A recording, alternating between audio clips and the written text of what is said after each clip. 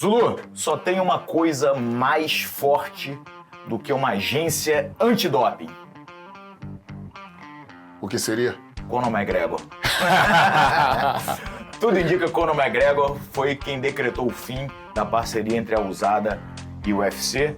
Muita polêmica nesse papo aí, muito disse-me disse, e o anúncio, inclusive, de uma nova parceria que é meio esquisita. Vamos falar sobre isso nesse vídeo aí, né? Vambora. Depois da vinheta.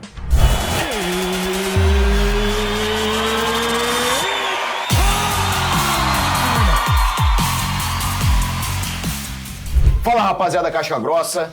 Meu nome é Marcelo Brigadeiro. E eu sou o Marcelo Zulu. E vocês estão no canal Osso, um canal 100% dedicado às artes marciais e que sempre fortalece o MMA nacional.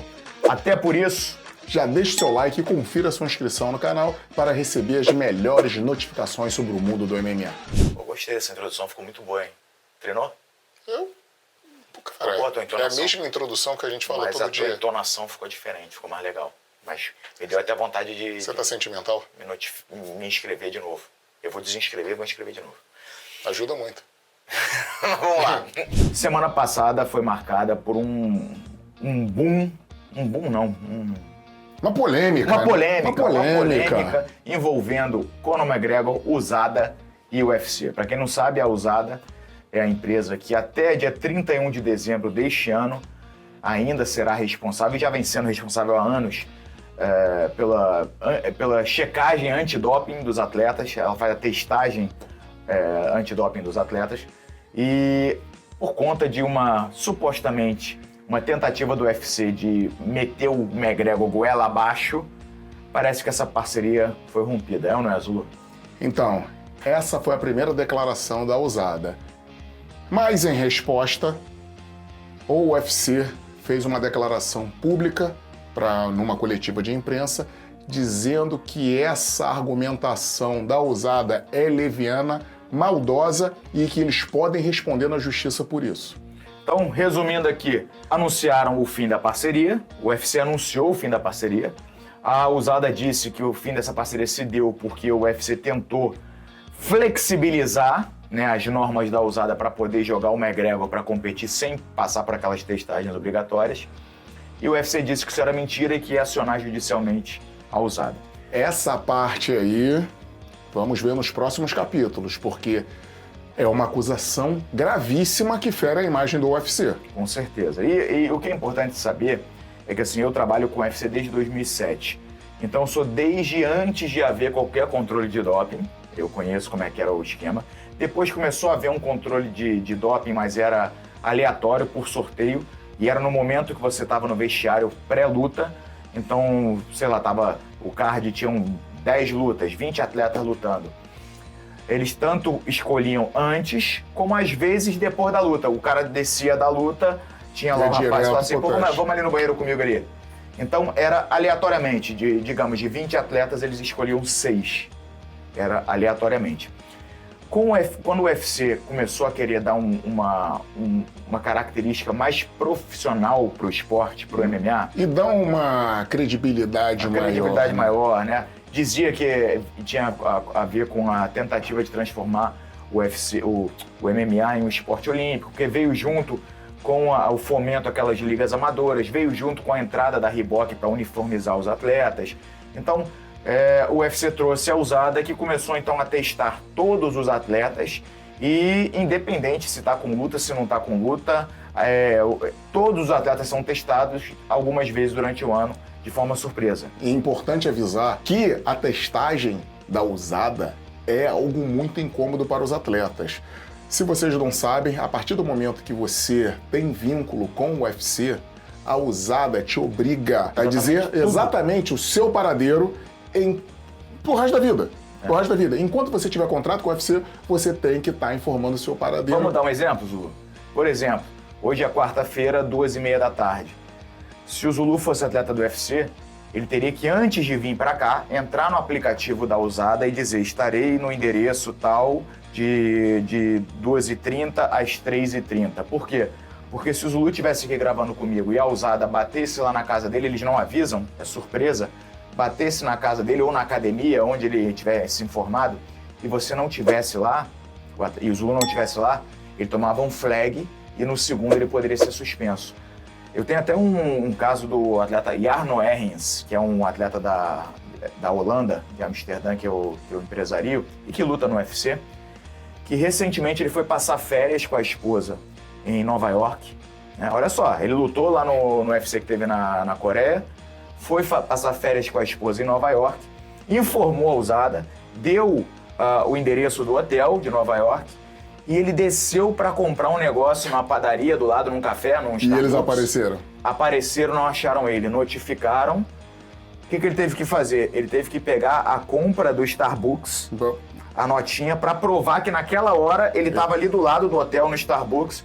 Eles se desencontraram, ele e o agente da usada, papo de minutos. E ele ia tomar um flag. Se não é o comprovante da compra dele no Starbucks, ele ia tomar um flag, no próximo ele estava suspenso. Então é muito rigoroso. É muito rigoroso e pra mim isso é horrível. Isso é pior do que vínculo empregatício, cara. Não faz sentido. Eu já fiz muito antidoping na vida. Quando você tem vínculo com o COB, representa o Brasil, tá em jogos, a gente tem que fazer. Mas o que acontece? Tem um programa de antidoping da confederação, né, que ela vai fazendo um monitoramento dos atletas, mas quando você chega na Vila Olímpica, aí sim você fica sujeito a receber o teste antidoping, a ser testado. Mas antes disso, na tua vida normal, cara, não faz sentido. Primeiro, o UFC, teoricamente, não é seu patrão. Ele é um evento que tem contrato contigo e você compete no evento. Então você vai lá, faz a luta, você tá ali, luta, porque ele é uma competição. Então, a partir do momento que você fora de competição, lesionado e não sei o que lá, você tem que ficar vivendo em função das exigências deles, cara... Deveria haver um salário mensal. Deveria ter um salário, então. Deveria ter um salário, porque você tá trabalhando ali. Hoje é seu descanso. Não é, porque se você não avisar onde é que tá, se você não tiver em contato com a empresa, você se ferra. E eu já tive atleta sendo testado 7 da manhã, tá em casa. O Simon. Final de semana, 7 da manhã, os caras batem, não tem jeito. Já tive atleta sendo testado dentro da favela, meia-noite e meia, 1h da manhã, que neguinho não conseguia achar, chegou tipo 11 horas, não conseguia achar o beco, a viela, foi achar, o cara teve que pedir licença pro chefe do movimento, foi testar o cara meia-noite e meia dentro da favela. Ou seja, tu imagina o transtorno que é isso na vida de um atleta. Só que o negócio agora é o seguinte, fechado. A princípio, né, os atletas ficaram rindo à toa. Pô, agora vai liberar bomba. Cara, isso... Insanidade. Insanidade. Seria ótimo se liberasse. Seria ótimo. Na minha opinião, pelo seguinte. Você hoje, desde que começou um sistema antidoping muito restrito, né, a gente começou a ver os atletas tendo as carreiras abreviadas. Por exemplo, um Anderson Silva, sei lá, meu irmão, vai falando aí, um próprio José Aldo. Essa galera que poderia render mais, os grandes ídolos, eles estão acabando antes, porque chega a molecada mais nova no veneno, pega um cara que não pode nem fazer o TRT dele, nem a reposição de testosterona, vai dar-lhe um cacete. Então você abrevia a vida dos ídolos. E uma outra coisa que sempre foi o meu senão em relação à dopagem no UFC, é que o UFC ele não é só uma competição esportiva. Ele é entretenimento também. O MMA tem isso, ele é uma competição esportiva e entretenimento. Não é um campeonato brasileiro, tu bota todo mundo para jogar com todo mundo e o melhor ganhou. Não. O casamento de luta ele não é livre de viés, ou seja, buscando entretenimento. E outra, se você vai lá e não faz uma puta de uma performance, tu pode ser cortado, tu pode ser mandado embora. Então eles exigem uma performance sobre-humana e você não tem, às vezes, a capacidade nem de se manter, no caso dos atletas mais velhos, nem de se manter num padrão competitivo. Então é muito complicado realmente, é muito complicado. Agora, essa nova empresa, Drug Free Sports International, se não me engano... Vale lembrar que essa é a mesma empresa que faz o controle de dopagem que eu ia falar. da NFL e da NBA. E lá, nitidamente, todo mundo é pequenininho. Meu irmão, a NBA, tu até vai que os caras são aberração de altura e tudo agora. Na NFL, tu falar que aquele malandro tão careta, tão puro. Meu irmão, eu não acredito não. Eu não acredito. Então eu acho que vai ser muito mais uma questão de ver o que dá pra usar e o que não dá. Vai ter muito atleta de MMA indo conversar com os atletas de futebol americano. Eu mesmo, próxima vez que eu for pros Estados Unidos, eu vou passar num camp lá, conversar com o treinador e falar, meu irmão, o que dá pra fazer? O que não dá? Porque, meu irmão, A NFL é muito difícil tu dizer que os caras estão todo careta, pelo amor de Deus. E não só, quando a gente fala, não estamos falando só de esteroide não, cara. Estamos falando de corticoide, porque na usada você não pode... Tem até remédio para analgésico, para dor de cabeça, que você não pode usar. Tem uma porrada de remédios que você não pode usar. E suplementos você não pode usar. Porque vale lembrar esse ponto também. Doping não é só a substância em si. Se você testar positivo para substâncias que podem mascarar os esteroides... Diurético, o pessoal usa muito, né? Isso é considerado doping. Então, porque o cara tomou isso, aquilo, não pode, mas isso não vai trazer rendimento para ele no esporte.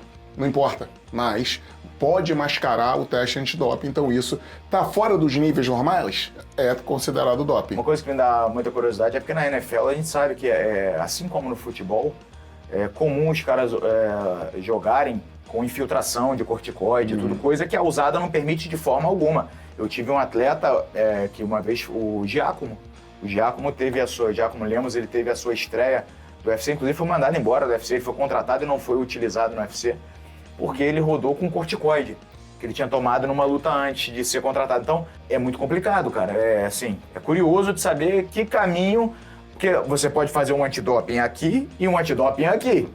É ver que caminho que essa nova empresa vai tocar. A usada, dos que eu conheço, é a mais rigorosa. É extremamente rigorosa. Eu sou completamente a favor da testagem antidoping. Eu acho que realmente o esporte tem que ter certo controle, mas aquela caça às bruxas que a usada fazia, isso aí eu discordo.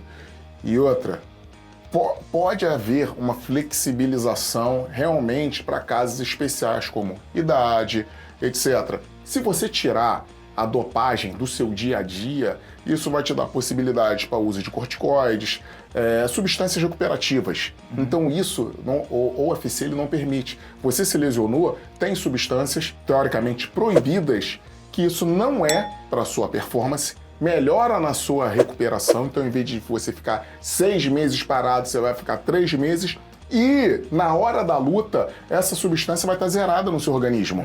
Ou seja, para lutar, você não estaria sob o efeito dessas substâncias. É o que acontecia antigamente, quando a testagem se dava no vestiário, logo antes da luta ou ao descer do octógono, permitia que os atletas usassem diversas substâncias durante a preparação e respeitando a meia-vida da droga, quando chegassem no momento da luta, eles não teriam nenhuma substância, nenhum recurso ergogênico utilizado dentro do corpo. Então, eu gostava mais desse tipo, para ser sincero. Achava que era mais interessante, até para prolongar a vida dos atletas dentro do esporte.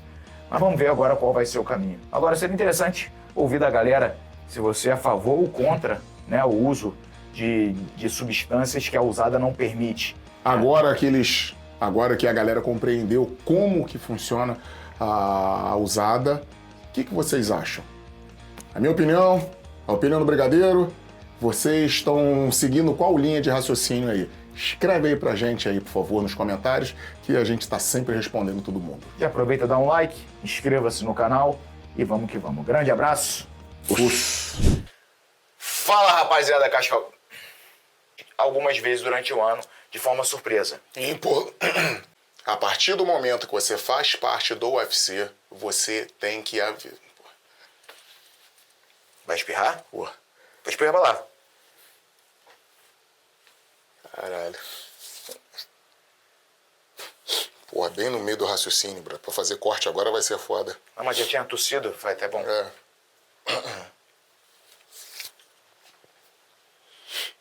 Pô, tô com medo de... Calma aí, caralho. Assim faz no desenho bota a mão aqui, o Tom e Jerry bota a mão aqui e não espirra. Você vai pegar a doença, cara, fazendo isso. Tenta de novo, peraí. Vai. Tá com cheiro de essa porra aí, bro. Cocei agora. Dei uma coçada no furinho agora.